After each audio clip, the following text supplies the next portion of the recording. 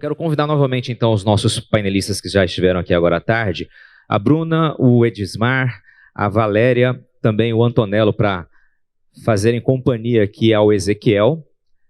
Fico no aguardo das perguntas de vocês, mas vou chamar dois participantes também para participarem desse momento, desse debate. Vou deixar a responsabilidade de começar as perguntas a eles. Eu convido, então, o diretor executivo de Desenvolvimento Econômico Sustentável da Semadesc, Rogério Beretta, e a diretora do Sindicato Rural de Campo Grande, Eleísa Moraes Machado, para também juntarem-se a todos nós.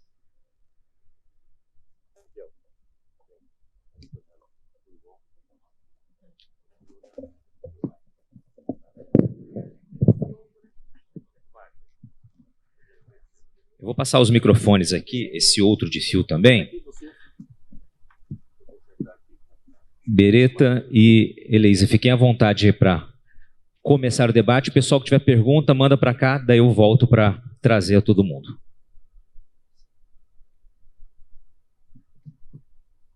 Oi, bom, eu gostaria de parabenizar pelo belíssimo painel. Foi, eu acho que muito tecnológico, né? É o que nós estamos vivendo, é o assunto atual do momento. Foi muito interessante sua palestra, Valéria. Interessante, importante para nós que estamos no campo saber o quanto o mapa, o Ministério está colaborando, está ampliando, está assim, antenado às tecnologias junto conosco, assim, dar esse suporte para o produtor, acho que seria isso, né? E os demais, Antonello, Bruna, perfeita a explanação sobre biogás. Antonello já havia até conversado anteriormente, né? O nosso case de sucesso, realmente é um sucesso, e o Edesmar, que trouxe aí muita informação. Boa tarde a todos. Presidente, muito obrigado pela oportunidade de estar aqui participando desse excelente painel. Prazer estar aqui no Interagro, num painel de tamanha significância para o Estado, né? Nós, no Estado, já estamos trabalhando bastante com a questão do bioinsumo, tanto na parte de gás, quanto nos produtos, os insumos, biofertilizantes. Então, realmente, esse painel é muito atual, apesar, né, de você ter comentado, você comentou que a gente já tem produto biológico com 50 anos, né? Então, a gente vê que a ciência, ela sempre traz progressos significativos. Eu tive agora, recentemente, num evento em São Paulo, onde tive a oportunidade de assistir uma palestra daquele professor indiano, Ratan Lal, e ele foi muito marcante, né? Um slide que ele colocou, que ele fala muito sobre a vida no solo, né? 25% da vida do planeta está no solo. E ele, então, coloca da necessidade da gente tratar o solo como um ser vivo. E ele chegou a um slide em que ele coloca que a gente tem que começar a se preocupar com o bem-estar do solo. A gente já se preocupa com o bem-estar humano, o bem-estar dos animais, e ele traz, então, essa colocação da gente se preocupar com o bem-estar do solo, já que 25% da vida está no solo. E aí conclui dizendo que realmente, né, solo saudável, dieta saudável, animais saudáveis, população saudável, ecossistema equilibrado. Então é bem bacana essa colocação e muito atual com esse painel. Nós, né, no papel de elaborador de política pública, a gente tem trabalhado aqui no Estado bastante com política pública, isso demanda muito da gente. Antonello, nossos técnicos estiveram lá na fazenda, no lançamento do sistema, e a gente também está participando do desenvolvimento do sistema da produção de biometano da Adecoagro. Inclusive agora, né, interessante que essa semana a gente se deparou com um problema. Quando você vai evoluindo, vão aparecendo problemas. O Detran não tem norma para poder licenciar veículos movidos a biometano. porque esse combustível não estava previsto na legislação nacional, então a gente teve que trabalhar, fazer uma adequação, já está resolvido, a Adecoagro já vai poder licenciar, e aí o Grupo Hofg também pode licenciar os veículos movidos a biometano, mas uma adequação que teve que ser feita. E aí, Valéria, eu acho que Ministério da Agricultura, Governo do Estado, a gente tem que pensar muito nessa questão da política pública. Uma coisa que nos preocupa bastante, e aí eu já queria comentar isso e pedir para você comentar alguma coisa, a questão da normatização das biofábricas, do transporte, né, daquela diferenciação tão desejada que a gente tem em relação ao registro de produtos biológicos num ambiente diferente dos produtos agroquímicos, né? Como é que está isso dentro do Ministério? Eu queria que você passasse um pouco para a gente essa questão da normatização desse setor que é muito grande, né? Então, como eu falei, a gente precisa urgentíssimo de uma lei dos bioinsumos, né, para que a gente não precise, então, colocar o de controle biológico na lei de agrotóxico e os inoculantes na lei de fertilizantes. Então, é uma área de outra secretaria, mas eles mesmos anseiam por uma lei onde possam fazer o registro de uma forma adequada. Porque o servidor público só pode fazer o que está na lei. O cidadão pode fazer tudo, menos o que é proibido. Mas o servidor público não pode fazer nada, só pode fazer o que é permitido. Então, existe esse anseio. A própria sociedade tem essa demanda, e aí eu já vou colocar também a parte de on-farm, né, a segurança jurídica da produção para uso próprio, que tem sido um problema. Não vai dar tempo de eu explicar tudo aqui, mas assim, a produção para uso próprio, a pessoa fazer o seu bioinsumo, ter sua biofábrica, ela não tem nada na lei que proíba, né? Porque a lei foi feita para o produto que vai ser comercializado. Mas tem aí um movimento que diz que pode ser muito perigoso, você pode produzir bactérias altamente patogênicas, umas coisas assim. Então, existe um movimento que mais ou menos quer dificultar isso, né? Então tem um movimento, tem o pessoal de agricultura regenerativa, sustentável, tem o grupo de agricultura associada, que não é, além dos orgânicos, né, mas não são orgânicos, é um grupo de agricultores convencionais que querem usar a parte sustentável, mas sem necessidade de uma certificação de orgânicos. Não precisa isso. O que a gente quer é que a maior parte de pessoas possíveis usem menos químicos, até por causa do solo também. Então, tem 2 PLs, né, um na Câmara, um no Congresso. O primeiro deles, do Jacques Wagner, começou justamente buscando uma segurança jurídica por causa de problemas jurídicos que aconteceram, mas para que a produção para uso próprio fosse permitida. E aí já se aproveitou também para tentar colocar a parte de registro nesse projeto. Esses PLs estão não vai e volta, né, porque existem diferentes interesses, e a gente está acompanhando. Minha opinião é que tem lugar para todos, né, tanto o pessoal comercial quanto o pessoal que faz para uso próprio. Como a gente viu, é um mercado muito grande. O ponto agora é um ponto que o Edismar trouxe, que é assim, às vezes a gente está fazendo, do produto em si, a gente precisa ter um olhar mais holístico, né, porque os bioinsumos são muito mais do que controle biológico e fertilizante, eles são diferentes, eles são a vida dando vida. Então, é coisa ainda que não está pronta, que a gente precisa discutir. É um tema novo e realmente tem muito aí para a gente discutir, mas está se trabalhando e acompanhando a legislação. Perfeito. Aqui no Estado a gente está trabalhando no Plano Estadual de Bioinsumos, juntamente tentando andar lado a lado aí com a lei nacional, mas a gente tem bastante iniciativas aqui e a gente entende que realmente é um caminho sem volta. E o interessante é, às vezes, a colocação que a gente está fazendo isso para diminuir o uso de produtos agroquímicos. Não é. Na verdade, a gente está buscando um processo saudável, uma alternativa, e o interessante é relatar o quanto que os produtores aderem a essa alternativa mais saudável. Então a gente tem, no final, a redução do uso do agroquímico por consequência, e não como objetivo principal. Isso é muito bacana. Ninguém quer que não se use mais agroquímicos, não tem como, gente. É uma transição, nós vamos indo fazendo uma substituição, mas não tem como hoje dizer não vai usar nenhum agroquímico, né? Nós estamos diminuindo o uso de agroquímicos, substituindo por um sustentável.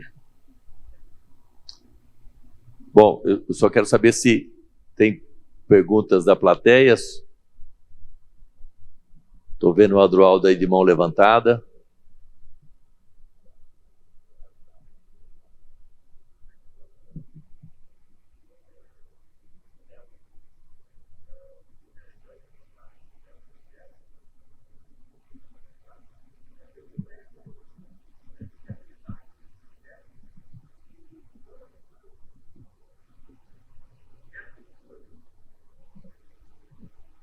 Perfeito. A resposta é sim. Cama de frango também é uma biomassa elegível para a produção de biogás. Existem alguma criticidade relativa à própria tipologia da biomassa da cama de frango que tem que ser tratada, isso para a produção de biogás. Mas digamos que a partir do momento que eu gero um biogás, o sistema permite a sua transformação em biometano pela retirada do CO2 e pela retirada do H2S. Então, a princípio sim, precisa-se estudar bem a parte de biodigestão, de forma que o biogás entregue para o sistema depois de filtragem, de purificação, do upgrading, seja apto para remover tudo aquilo que é necessário para que se torne um equivalente do GNV. Bruna, a questão, você falou bastante sobre vários exemplos de usinas aí, eu acho que é muito interessante, porque você tem uma ideia, mas eu não sabia que estava tão amplo isso no Brasil todo, né? E existem, você colocou que tem várias empresas fazendo mais projetos nessa questão de passar de biogás para biometano, e eu acho que isso traz a modernidade junto aí com o trator, o novo combustível que nós conversávamos, né, Antonello? Então, e aí tem, não sei se você ou o Antonello poderia responder a questão de as pequenas propriedades, elas, não seria qual investimento, mas tem viabilidade para as pequenas propriedades poderem ter um projeto desse tão amplo como esse? Sim, a viabilidade vai tanto para os pequenos produtores, os médios e os grandes. Assim, como eu mencionei na minha apresentação, o investimento é alto ali, inicial, mas a gente está dentro da Biogás tentando alguns projetos de financiamento para reduzir esse custo do investimento. Mas se for o biogás para geração de energia elétrica, ele se viabiliza pela questão do fator de conversão, do fator de capacidade ali, já que vai de 65% a 90% para geração de energia elétrica. E para biometano também, assim, substituindo o diesel, que é um combustível caro, substituindo o gás natural dentro da propriedade. Então, assim, é um investimento que se viabiliza. A gente estima que entre 1 ano e meio, 3 anos, o investimento se paga. Perfeito, integrando aqui com alguns números, agora especificamente para o projeto que a gente mostrou.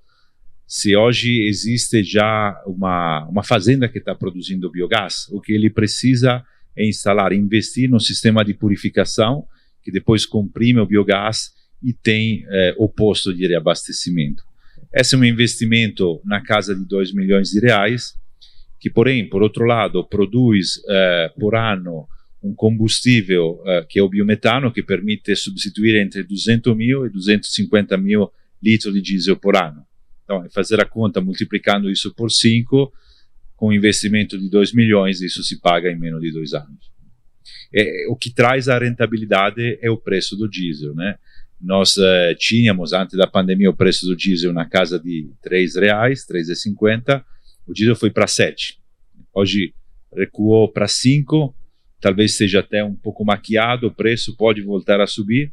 Então, a rentabilidade junto com a segurança energética é de fato grande atrativo desse projeto. Você falou em 2 milhões, né? A gente já viu até projetos que com investimento inicial de 1 milhão para cada 1.000 metros cúbicos por dia de biogás, então varia entre ali 1 milhão, 2 milhões de reais.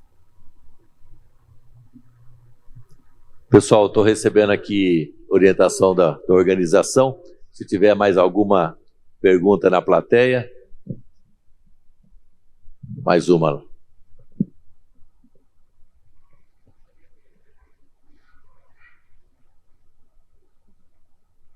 Espera aí que eu vou levar o microfone aí.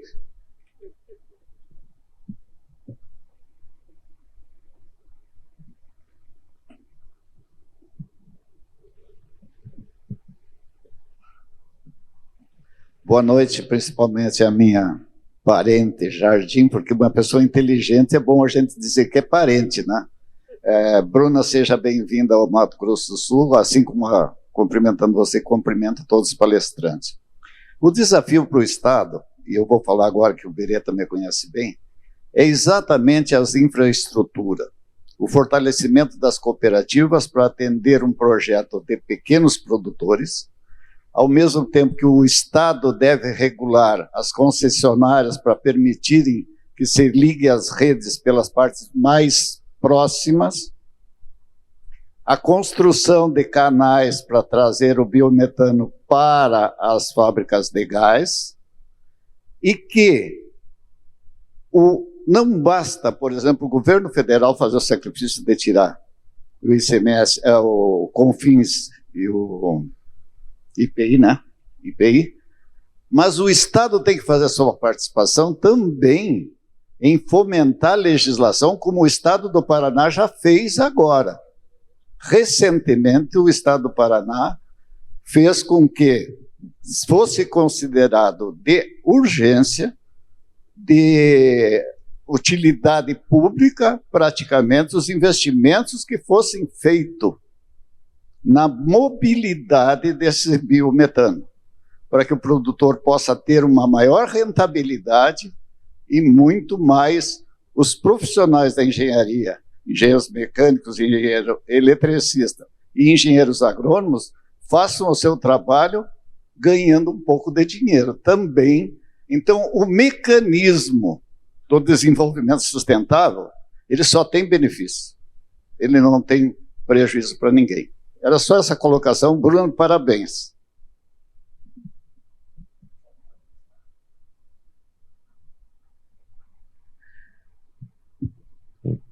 Obrigado pela participação. Vamos passar então por Edismar e daí só para o Beretta trazer finalizar. Um ponto assim que é bem interessante se a gente perceber aqui, né, talvez passe despercebido. Mas quando a gente está falando do bioinsumos e pode vírus, né, vírus, bactérias, fungos e N micro-organismos aí, tá tudo aqui dentro do que a gente está falando. Porque quem faz a conversão em biometano é um micro-organismo, é uma reação. Então, por exemplo, a gente tem uma parceria com a Minerva, uma linha que eles têm a MyCarb, que é uma spin-off para carbono. A gente sabe que os bioinsumos geram adicionalidade no solo, então não é igual o químico que não gera. Até eu falar no mapa, assim, quando você olha a pegada de carbono, você ficar comparando o biológico só com o defensivo químico, está errado, porque o defensivo químico ele não emite realmente na estrutura, mas só que o benefício que o biológico dá é muito grande. E aí, tem esse, não só de fazer isso, mas você ir, por exemplo, quais os resíduos que podem gerar valor e a gente trabalhar. O que a gente tem de commodity agrícola que também eu posso valorar, gerar valor, transformar para ir para outras cadeias, né? Então, tem uma série de pontos que a gente vai gerando que ele é transversal. Então, a gente tem alguns assuntos hoje em agricultura que é muito interessante. E aí transborda também só pensar no agrícola, né, lá dentro da fazenda. Que, por exemplo, a gente tem uma família, a gente fez um banco de cepas nos últimos 25 anos, um banco próprio, a gente só usa uma cepa do Instituto Agronômico de Campinas, E aí um consultor falou assim, cara, vocês têm essa família de micro-organismos, a indústria farmacêutica produz um monte de medicamentos em cima dessa família. E a gente é consultor, coincidentemente, também da indústria farmacêutica. Vocês não querem começar a trocar banco de cepas? Então, às vezes a gente vai olhando, e aí, às vezes, assim, a gente tem coisas, claro, e na questão do farm vai fazer e tem que trabalhar, mas tem coisas que a gente está começando realmente a explorar e a potencialidade. Então, tem uma avenida ainda para trabalhar, e ao invés, eu acho que é muito, sabe, assim, vai ser um modelo híbrido, tem espaço para todo mundo, ao invés de ficar brigando porque é um farm, é isso, aquilo, a gente tinha que estar olhando aqui muito mais como é que a gente vai trazer, de fato, essa bioengenharia, essa biogenética para dentro do nosso dia a dia e potencializar todos os negócios que podem sair e aproveitar ao máximo esse resultado. Eu trabalhei com o Grupo Cocal na época que estava construindo a Arandiba, metade da minha calvície vem dessa época. Era desesperador, assim, tão complexo que foi, mas lá virou um polo de bioeconomia. A empresa se instala para fazer enzimas que vai para o alimento, para pão, para isso, para aquilo, para fazer conversão de N produtos. Né? Então ele tem eu nem sei, um gasoduto que vai para Prudente, mas ao mesmo tempo tem uma fábrica lá, eles sempre foram geradores de energia. Então, assim, é um grupo muito diferente que você olhar e você olha um hub de bioeconomia. Nada se perde, né? A gente brinca assim, a diferença da cana e do frigorífico é que o frigorífico ainda não pega o berro do boi, mas na cana nada se perde. Então é uma nova concepção realmente, que no final das contas você vê até essa economia circular, que nada se perde e tudo vai gerar riqueza para todas as diversas cadeias. Então é uma oportunidade que a gente tem que explorar, e eu acho que Mato Grosso do Sul tem muito para, dado a sua natureza mesmo, a sua identidade, de ser um dos que podem puxar isso. Vieta, quer concluir? Eu só quero comentar aqui a questão do Estado, né? O Estado tem hoje, só para comentar, principalmente com os palestrantes que não são daqui, uma meta de atingir a neutralidade de carbono em 2030. Tá? O Estado tem uma meta bem ambiciosa, e dizer que tudo aquilo que vem ao encontro dessa meta, o Estado aceita muito bem. Tá? Posso dar vários exemplos aqui. A gente tem, na cadeia da suinocultura, a gente tem incentivos que levam em consideração a produção de biogás e paga incentivos maiores quando esse biogás se transforma em energia, em geração de energia elétrica. A gente tem incentivos na importação de equipamentos de geração de energia, não cobrando a tarifa de ICMS da barreira. Hoje mesmo a gente fez uma reunião do FCO, onde a gente destacou 10 milhões de reais para a conversão de motores de GNV, já que o Estado soltou um programa de incentivo à conversão de motores para uso do gás natural. E aí, quando a gente fala em GNV, a gente prevê que no futuro o biometano vai estar substituindo aí esse gás que hoje a gente importa da Bolívia. Então, deixar claro, as demandas que vêm para o governo no rumo dessa meta de alcançar a neutralidade em 2030 são aceitas, o governo está alinhadíssimo, e é importante, eu sempre falo isso, é importante que a classe privada traga as demandas para o setor, porque nós temos essa institucionalidade que funciona muito bem, classe privada, pesquisa e as instituições públicas, e a gente pode estar atendendo sem dúvida nenhuma aquilo que for beneficiar tanto os consultores, quanto os produtores, quanto a sociedade em geral. Muito bem, acho que a Eleisa gostaria de concluir, e antes eu espero para a gente encerrar. Fica à vontade, pode falar. Aí a Valéria, vamos lá, Valéria. É só uma complementação do que o Edismar falou. Ele citou as duas empresas, vão trocar as cepas, né? Então, essa rede de inovação em bioinsumos que eu falei rapidamente, foi justamente pensando nisso. As pessoas não sabem onde encontrar as cepas, e tem muitos professores em universidades, muita gente que fez um estudo, tem lá na geladeira cepa, que às vezes não está nem muito bem acondicionada, mas assim, é um material que ali no meio pode ter um tesouro, né? Então a gente não sabe, por isso nós identificamos 150 coleções por aí e resolvemos colocar num ambiente virtual que entra a iniciativa privada, né, os donos das coleções e as startups e a indústria, quem quiser, para poderem se encontrar ali dentro. Então, essa complementação. E o Estado está de parabéns também com essa iniciativa que o senhor falou. Tá, aproveitando a fala, só quero colocar a biogás à disposição para contribuir com o Estado, contribuir na elaboração de políticas públicas que incentivem, junto com toda a cadeia de produtores, consumidores, empresas associadas que representamos e os produtores locais do Estado. Então, contem com a gente também nessa jornada da descarbonização do Estado. Bom, acho que para finalizar, quero colocar aqui que como suinicultora, produtora de biogás lá na fazenda também, só falta o biometano, né, Antonella? Estamos lá, vamos chegar. Destacar para todos vocês, produtores que estão aqui, o tamanho da oportunidade que nós temos nas nossas propriedades, que é o que o nosso colega aqui falou. E às vezes a gente deixa passar, né? Já não, acho que foi na do Antonello que ele destacou lá o biogás da suinicultura, mas do gado de corte, do gado de leite, né? Então, coisas para vocês hoje pensarem o quanto mais a gente pode produzir dentro da propriedade rural nossa. E eu acho que com isso eu concluo aí o quadro. Maravilha, eu peço os aplausos então aos nossos painelistas, parabéns a todos, belíssimo painel, muita sinergia aqui e tenho certeza que daqui também sairão outras iniciativas louváveis.